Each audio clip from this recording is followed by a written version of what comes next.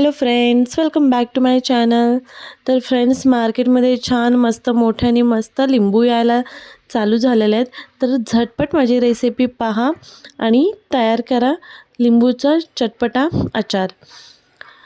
तर ते मी 300 ग्रॅम इतके लिंबू घेतलेले आहेत. लिंबू आपल्याला साफ स्वच्छ पाण्याने धुवून स्वच्छ पुसून घ्यायचे आहेत. त्याच्यामध्ये आपल्याला पाणी ठेवायचं नाही आहे, स्वच्छ पुसून घ्यायचे आहेत. तुम्ही इथे लिंबू 2 मिनटं चांगल्या उकळत्या पाण्यामध्ये बॉईलसुद्धा करून घेऊ शकता. मला ॲक्च्युली जास्त आंबट लोणचं आवडतं, खट्टा जास्त आवडतं, त्याच्यामुळे मी डायरेक्ट घेतलेले आहेत. तर तुम्ही इथे 2 मिनटं बॉईल करून घेऊ शकता चांगल्या उकळत्या पाण्यामध्ये आणि मग नंतर कट केले तरीही चालेल. तर मी इथे डायरेक्ट कट करून घेणार आहे आणि कट केल्याच्यानंतर आपल्याला त्याच्यामधला सर्व बिया ज्या आहेत त्या काढून घ्यायच्या आहेत. तर इथे तुम्ही पाहू शकता बिया पूर्ण काढून झालेल्या आहेत, कटसुद्धा करून झालेला आहे. आणि आता आपण मी इथे कढईत गरम करायला ठेवलेलं आहे. कढई गरम झाल्याच्यानंतर अगदीच थोडंसं पाणी टाकून मी त्याच्यामध्ये 1.5 वाटी इतकं गूळ घेतलेला आहे. गूळ आपल्याला पूर्णपणे मेल्ट करून घ्यायचं आहे पाण्यामध्येच. इथे आपल्याला तेलाचा कुठेही यूज करायचं नाही आहे. तर पूर्णपणे गूळ जे आहे ते आपल्याला मेल्ट करून घ्यायचं आहे.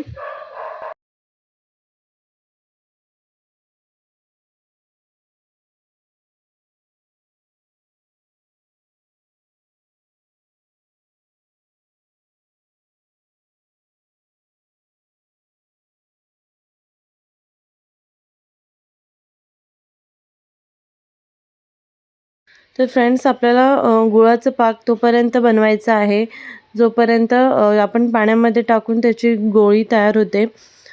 जेव्हा आपल्याला गुळाची गोळी तयार होईल पाण्यामध्ये जेव्हा आपण टाकतो थंड, तेव्हा आपण समजायचं आहे की आपलं गुळाचं पाक जे आहे ते रेडी झालेलं आहे. तुम्ही पाहू शकता माझंसुद्धा गुळाचं पाक आहे ते रेडी झालेलं आहे. यामध्ये मी कट केलेले लिंबू टाकून घेते. तर लिंबू टाकल्याच्यानंतर आपल्याला व्यवस्थित मिक्स करून घ्यायचं आहे आणि आपल्याला ह्याला जास्त न शिजवता फक्त 5 मिनटं वाफवून घ्यायचं आहे. मी इथे काळी मिरी टाकलेली आहे, मीठ टाकलेलं आहे, लाल तिखट पावडर आणि दालचिनी आणि काळी मिरीची थोडीशी पावडर यूज केलेली आहे. तर हे सर्व टाकून मी अगदीच 5 मिनटं फक्त बॉईल करून घेतलेलं आहे. तर फ्रेंड्स, आपला जो खट्टा मिठा आचार लिंबाचा आहे रेडी आहे. तर फ्रेंड्स, तुम्हीसुद्धा ट्राय करा नक्की आणि तुम्हाला कशी माझी रेसिपी वाटली नक्की कळवा. तुम्हाला माझी रेसिपी आवडली असेल तर लाईक करा, कमेंट करा, शेअर करा आणि माझ्या चॅनलवरती नवीन असाल तर चॅनल सबस्क्राईब करायला विसरू नका. जर तुमचं लिंबाचं लोणचं ओव्हरकुक झालं तर लिंबाच्या फोडी खूप कडक होतात, लक्षात